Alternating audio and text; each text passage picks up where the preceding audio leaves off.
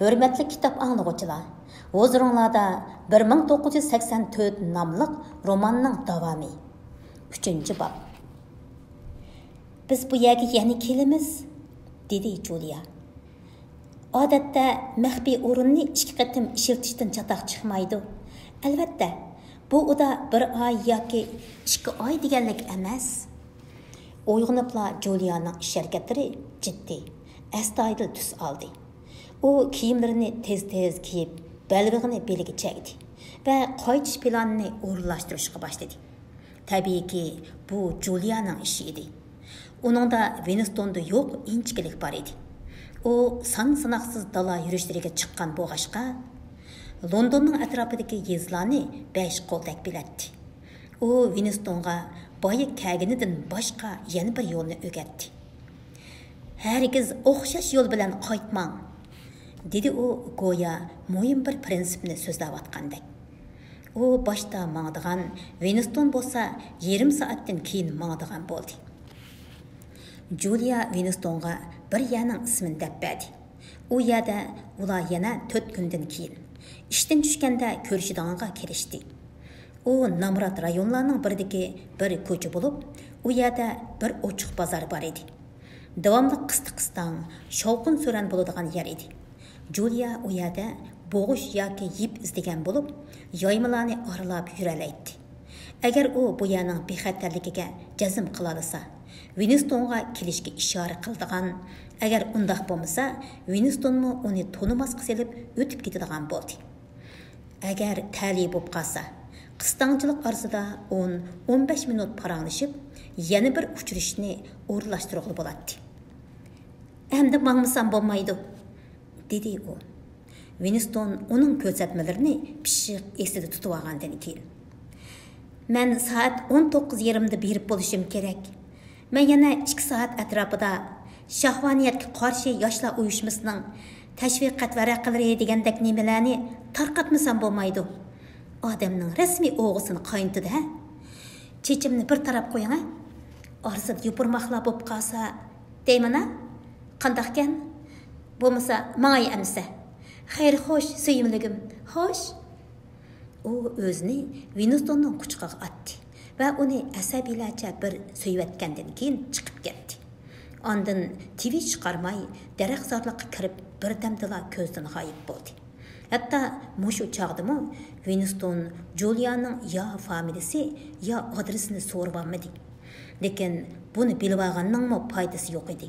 Chunki ularning biror uyning ichida uchrasha olishi yoki xat bilan aloqalasha olishi mumkin emas edi. Degandek ular bu yerga qaytib kelmadi. Butun bir may ichida ular faqat bir qitim boshqa yerda birga bo'la oldi. U Julia biladigan yana bir maxfiy o'rin edi. U 30 yil ilgari atom bombasi tushib vayron bo'lgan bir chirkovning soat munorining ichi edi. U yerga berib olsangizlar, noiti bexatar yer edi. Ammo u yerga berish bekli xatarlik edi. Boshqa chog'larda ular har kuni kech tugidek, faqat ko'chalarda va boshqa o'xshamagan o'rinlarda uchrashdi. Har qitimqi uchrashish faqat 15-20 minutdan oshmaydi. Odatda ko'chalarda bir amallarni qilib, gap qilish bo'ladi. Qistan ko'chalarda kishilarning orasida manganda qat'iy bir-biriga qarashmaydi. Hatto bak yonma-yon mengib ketmaydi. Faqat xuddi munardagi chiroq bir o'chib, bir yongandek, ularning parangimi shundoq uzilib davomlashyapti. Biror formalik odamga uchrashganda yoki ekronga yaqinlab qolganda tabiiyla zuvan surishmaydi. Sal yiroqlashganda parangni kelgan yerdan davomlashtirib ketadi. Oxirida ayriladigan yerga kelganda parangi yana uziladi. Atsi uchrashganda yana shu yerdan gapini boshlay oladi. Julia bundaq paranglashishga obdalli ko'nib qolgan edi. Hatto u buni parchalab paranglashish deb atab olgan edi. U lavlarini midirlatmaymi gap qila oladi. Ular bir oy atrofida dugidek har kuni kechda ko'rishibmi, aran bir qitim so'yishadi. U chaqda ular cho'ng ko'chaning yanidagi piyodaliklar yo'lida ün-tinsiz mengib Julia odatda cho'ng ko'chadan yiroq turganda qat'iy gap qilmaydi. Ushtim tut, quloqni yorg'udek gum qilgan ovoz bilan tang atrof titrab ketadi. Havoni qorong'ulik bosadi. Winston yo'l yoqasiga yiqilib, uya bu yeri yorlangan, qattiq qo'rqib ketgan edi. Yiqilib bir yerda raketa bomba portlagan edi. U tuyuqsiz Julianing o'zidan biror g'irish nerida yotganligini ko'rdi. Ularning yuzi nihoyat yaqin edi. Julianing yuzi hatto lavdirmi oppoq bo'rdek oqirib ketgan edi. O'lganmidi? Winston uni ching quchoqlab, yuziga so'yganda haroratni sezdi. Winston lavdirga bir qat parashutdek bir nimaning choplashib qolganligini tuydi. Ikkalisining yuzi qilin bir qat to'pchangning ostida qolgan edi. Ba'zi kashlari ular deyishgan yerga borganda bir-biriga ishora qilishmay o'tishib ketishgan chog'lar bo'ldi. Chunki bundaq chog'da yaqin atrofda chorlag'uvchilar yoki osmonda tik ucharlar ko'zitib yurgan bo'ladi. Uni ancha xatarlik emas degandimi, vaqt tepib ko'rishish bekla qiyin edi. Winston haftada 60 soat ishlaydi. Julianing uningdan uzun edi. Ularning bekor vaqti xizmatining salmoqi qarab farqlangachga to'la hollarda udul kelmay qoladi. Julia kash taraflarda asosan degudek bekor bo'lolmaydi. Uning ko'pincha vaqti leksiyalarda, namoyishlarda, shahvoniyatga qarshi yoshlar uyushmasining tashviqlarini tarqatish, nafrat haftasi uchun tayyorlik qilish, iqtisodchilik haftasi uchun ion to'plash va boshqa mushunga o'xshaydigan ishlar bilan o'tadi.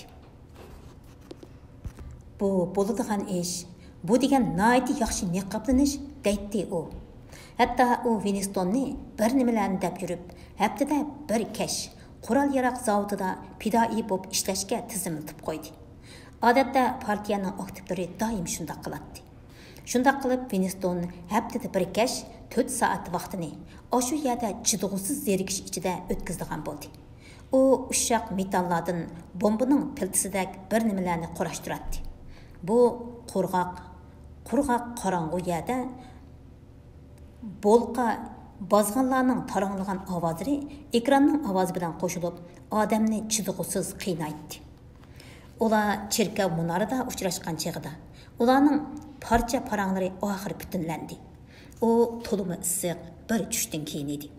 Munorning soati ostidagi kichik 4 burchak uy ichimi nihoyatda demiq. Ichidagi kaptar moyoqlari bakda sesiq purab ketgan edi. Ular to'pa shoxlab besib ketgan pol ustida bir o'tirgancha necha soat paranglashib ketdi. Ular pat-pat odam kelib qolgan qolmaganligini bilish uchun Munarning ko'zitish rojigidan qarab qo'yadi. Julia 26 yosh edi. U boshqa 30 nafar qiz bilan birga bir o'pcha yotoqda birga turadi. Doim ayollarning sesiqchiligi ichida turadigan gap. Ayollarga bakli o'sh bo'lib ketdim deb qo'yadi u pat-pat. Winstonning faraz qilganidek, u roman boshqarmasining roman yozadigan mashinasida ishlaydi. U xizmatini yoqtiradi. U quvvati nihoyat zo'r bir motorni mangdiradigan va asraydigan ishni qiladi. U bak aqlli emas edi. Ammo mashina bilan qiladigan ishlarga qo'li bak keladi. U bir romanning dastlabda plan komiteti tarafidan bosh temisi o'ttirig'i qo'yilgandan tortib, eng oxirida qayta yozish guruhining qo'lidan bitib chiqqanga qadar bo'lgan bir butun ish jarayonini pishiq biladi. Ammo u bitib bo'lgan oxirgi mahsulotga qiziqmaydi. U men o'qishga bak qiziqib ketmayman deydi. Kitob faqatla xuddi bir meva murabbasi yoki oyoq bo'g'ichidek ishlab chiqarilgan bir mahsulot edi. Xolos. 60-yillardan burungi ishlar haqida uning esida hech nima yo'q edi. Uningga inqilobdan burungi vaqtlar haqida so'zlab bergan, u eslaydigan birdan bir odam uning buvisi edi. U Julia 8 yosh vaqtida o'lib ketgan edi. Maktabdagi vaqtida u xokkey top komandasining boshlig'i edi. Hamda yana uda 2 yil gimnastika musobaqasining chempioni bo'lgan edi. U shpionlarda atrat yetakchisi, shahvoniyatga qarshi yoshlar uyushmasining qatnashishidan ilgari shahvaniyatga qarshi yoshlar uyushmasiga qatnashishdan ilgari yoshlar ittifoqining bir sho'basida sekretar bo'lgan edi. U doim shundoq jo'shqin, ko'taranki ko'rinadi. Bu sodiqlikning va ommaning olqishiga sazovarlikning belgisi edi.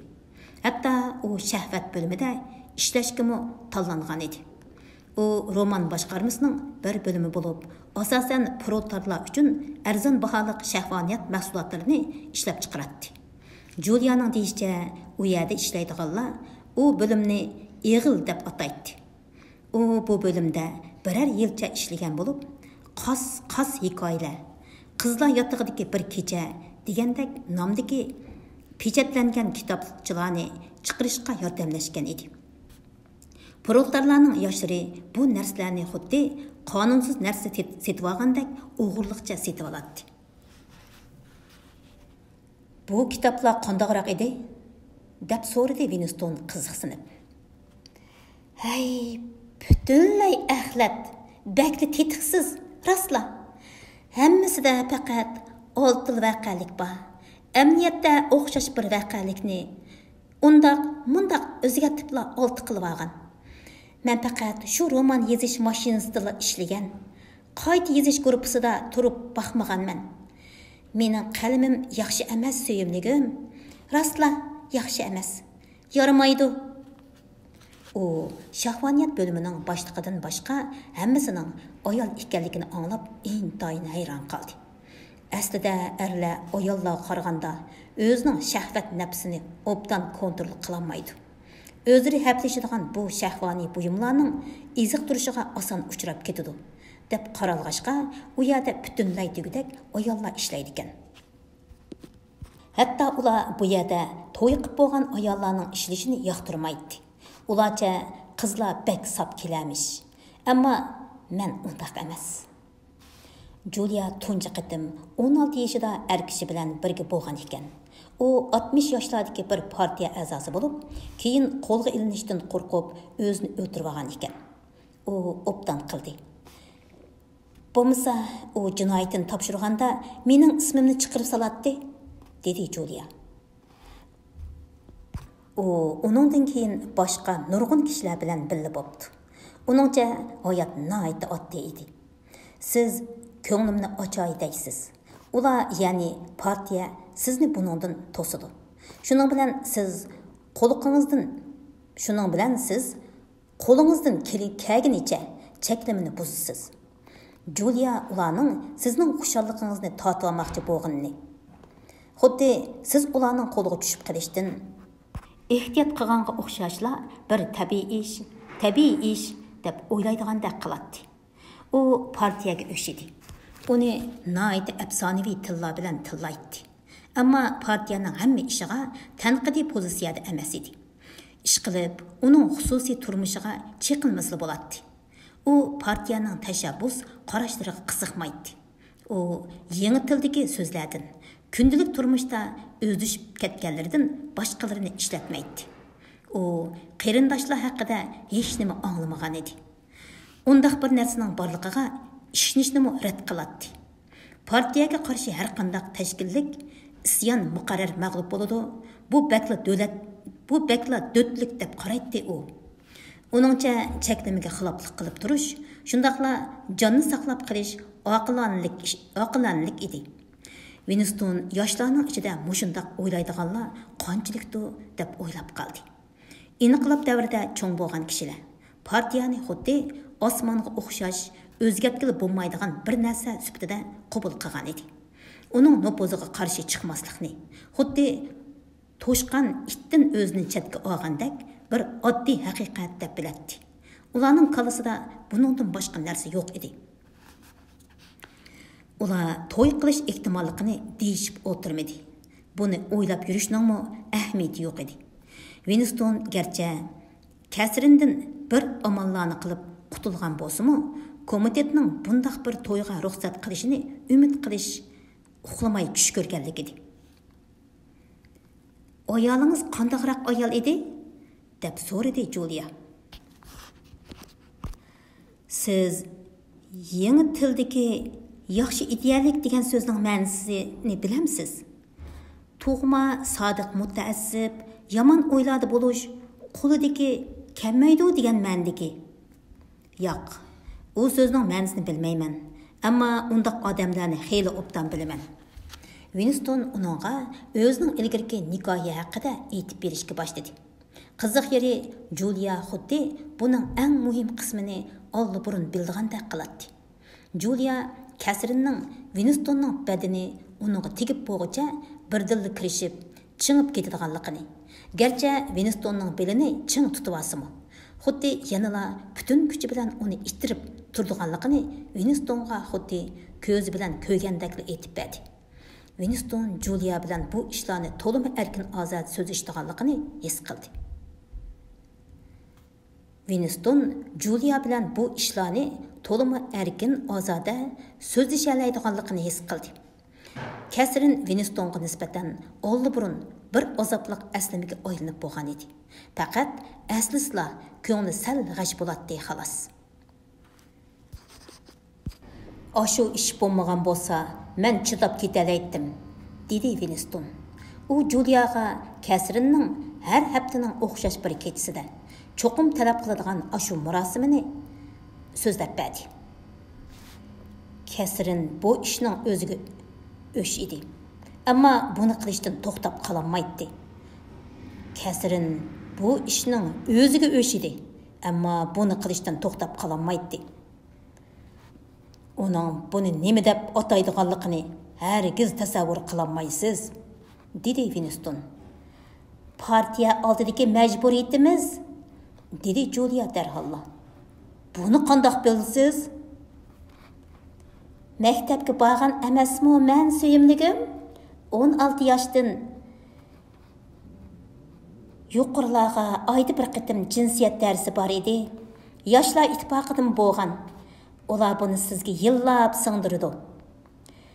Shundaq deyalaymanki, buning nurg'un kishilarga unumi bo'ladi. Albatta, siz hargiz buningga aniq shundaq deyolmaysiz. İnsanlar bekli saxtipaz emasmi? U bu temada texmi ko'p so'zlashga boshladi. Juliyaning nazarida uning jinsiy istiki hammadan muhim edi. Mushu temaga kelsa, u boshqacha aqlliq, o'tkir bo'lib ketadi. Winstonga o'xshamaydigini, u partiyaning jinsiy pokligini nemishqa targ'ib qildiganligining ma'nosini tushunadi. Bu hargiz jinsiy istakning partiyaning kontrolligining sirtida bir mustaqil dunyo qurib oldiganligi. Shunga uni cho'qim imkoniyatning bericha yo'q qilish lozimligi sababidilla emas edi. Eng muhimi jinsiy besilish balkim bir xil asabiylikka aylanishi. Hatto taraqqiy qilib urush xumorliqqa yoki dohiga saranglachi cho'qinishga ilib berishi mumkin edi. Julia buni mundaq bayon qildi. Siz jinsiy aloqa qilganda energiyangizning hammasini ishiltisiz. Siz uningdan huzur, xushallik his qilasiz va hammaga nima korim deydigan bo'lasiz. Ular sizning bundaq tuyg'uda bo'lishingizga chidab turolmaydi. Ular sizning doim ashu energiyangiz bilan jo'shqin yurishingizni umid qiladi. Ashu marishlar, namoyishlar, varqirash, jaqirashlar, bayroq tapildatishlarning hammasi shu jinsiy istakning portlashidan boshqa narsa emas. Agar siz ishingizdan xushallik his qilib qolsangiz, u chaqda Xo'ja aka 3 yillik plan, nafrat faoliyati va boshqa chidog'siz ishlarga qaysi kuchingiz bilan hayajonlana olasiz? Asabiylashalaysiz. To'g'ri. Winston shundoq o'yladi. Jinsiyatni cheklash bilan siyosiy ortodoksallik, ya'ni sadoqatmanlik o'rtasida intayin yaqin bog'lanish mavjud.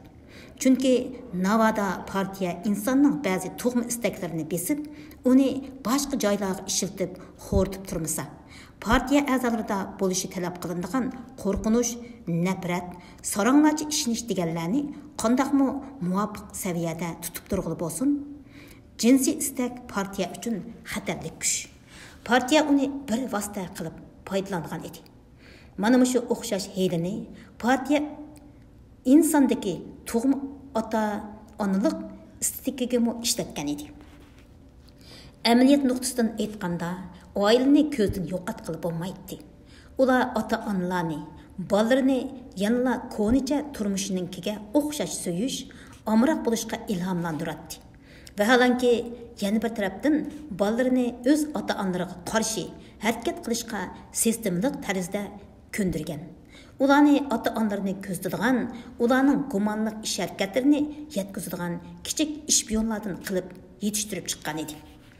Oila mohiyatda ideya soqchisining kengaytirilgan bir qismiga, hamma odamni kech-kunduz o'zining eng yaqin odamlari orqali ko'z tutadigan bir qurolga aylantirgan edi. Winstonning xayollari ushtum-tutla yana Kasringa ketdi. Agar Kasrin Winstonning ideyasidagi o'ynashni farqlantirolmaydigan darajada dot bo'lib qolmagan bo'lsa, muqarrarki uni ideya soqchilariga ma'lum qiladi. Lekin shu topning o'zida onunğa Kasrinni eslatgan narsa Winstonning peshonasidan tar munchoqlarini chiqarib atgan tushdan keyinning demak issiq edi. Winston Juliyaga dal 11 yil burunqi mushundaq bir issiq tushdan keyinda yuz beramagan deyishmi mumkin bir ishni so'zlab berishga boshladi. Bu ular to'y qilib 3-4 oylardan keyingi ish edi. Ular Kenetning ma'lum bir yerdagi bir qitimliq dala yurishida yo'ldan ezib qoladi. Ular boshqalarning faqat 2 minut atrofida keyindil qolgan edi. Ammo u ikkisi xato burilib minib qoladi va bir tosh qo'lash maydonining yeniga kelib qoladi. U 20 metrcha cho'nqurliqdagi yer bo'lib, ular tik qiyoning beshiga kelib qolgan edi. Qiyoning tagida bo'lsa, yo'g'on toshlar bor edi. Ular atrofda yo'l so'rg'idek biror odamni topolmaydi. Kasrin izib qolganligini bilibla jiddilashishga boshlaydi. Bu varang-churunliq guruhidan biror minut bo'lsa-mu ayrilib qolish. Kasrinni bir xatolik sodir qilgandek tuyg'uga akilib qo'ygan edi. U darhol qaytib yo'lni izlayli deydi. Ammo dal shu chaqda Winstonning ko'zi putining ostidagi qiyo toshning orasidan o'sib chiqqan lotus guliga tushdi. Bir lotus guli ikki xil ranglik bo'lib, biri hol rang, yana biri xish qizil rangi dedi. Hayron qolarliqi ikkisi bir yiltizdan o'sib chiqqan edi. U ilgari bundoq kunni ko'rib boqmag'achqa, Kasrinni kelib ko'rishga chaqirdi. Kasrin, qarang, ovi gullarga, ovi qiyoga yaqin yerdikisi. Bundaq ikki xil rangli gulni ko'rib boqqanmi siz? Kasrin allaburun burilib menib bo'lgan edi. Winstonning chaqirig'ini anglab, zo'rg'a qaytib keldi. U Winston ko'rsatgan tarafga qarash uchun qiyoga yaqinlashdi. Winston uning sal keyinda turgan bo'lib, uni mahkamroq tursin deb uning belidan tutib oldi. Dal shu topda Winston o'zini hech kimning ko'rmaydiganligini his qildi. Bu atrofda na odamizot, na bir qush yo'q edi. Bundaq yerda maxfiy tinchig'ish bo'lish ehtimolligi bakil to'van edi. Bo'lgan taqdirdami u faqat ovozini ola oladi. U tushdan keyinning eng chinqi qiziq vaqti edi. Kuchli quyosh nuri ostida uning peshonlaridan munchoq tar donchalari tapchirab chiqib ketgan edi. Shu chaqda kollasidan kechgan shundaq bir xayol uni cho'chitib etgan edi. Немишқа iştirib etmediniz? Men bo'lgan bo'lsam iştirib etdim, dedi Julia. Shundaq suyimlikim, siz shundaq qilatdingiz. Men hozirgidek bo'lgan bo'lsam, men ishtirib etdim. Balkim undaq qilmasligim mumkin, albatta. İştirib etmaganga pushaymon qildingizmi? Ha, oxirgi hisobda yanada pushaymon qildim. Ular aşu topu besip ketken polda yanma-yan o'tirishdi. Winston uni o'ziga yaqin tortdi. U beshini Winstonning mo'risiga qo'ydi. Uning chochlaridan kelayotgan xushpuroq kaptarning oyoqlarining sesiq purqini besib ketdi. U bakli yosh deb o'yladi Winston. Uning turmushdan yana kutadiganlar bor. U bir odamni qiyodan ishtirib etishning hech nimani hal qilolmaydiganligini tushunmaydi. Amaliyotda undaq qilganning hech nimaga foydasi yo'q, dedi Winston. Amsa nemiş pushaymon qildim deysiz? Men ishni passiv usulda emas, aktiv usulda hal qilishni yaxshi ko'raman. Biz o'ynayotgan bu o'yinda biz yengolmaymiz. Faqat ba'zi mag'lubiyatlarimiz ba'zilaridan yaxshiroq bo'lishi mumkin xolos. Winston uning müdirining qo'shilmaslik ma'nosida midirganligini sezdi. Mushundaq temalarda paranglashganda Julia hamisha Winston bilan qarshilashib qoladi. U yakka odam muqarrar mag'lub bo'ladi deganni bir tabiiy qonuniyat deb qarashga qo'shilmaydi. Ma'lum nuqtadan Julia mo o'zining homini ideya soqchilarining qo'liga tushib qolganligidan va o'ldirilganligidan gumon qilmaydi. Yana bir tarafdan bo'lsa, yanala o'zining maxfiy bir dunyosini qurib olib, shuning ichida o'zi xohlagancha yashay olayman. Faqat talay, qo'luq, yurak bo'lsa bir gap bo'ladi deb o'ylaydi. U bu yerda baxt degan bir nimaning mavjud emasligini, haqiqiy g'albining biz o'lib uzoq vaqtdan keyingi kelgusida ekanligini tushunmaydi. Yana u partiyaga qarshi yang shimaydigandan keyinla o'zingni eng yaxshisi men endi bir jasad deb o'ylab olishingning lozimligini texmi tushunmaydi. Biz o'lgan, dedi Winston. Biz tehi o'lmadik.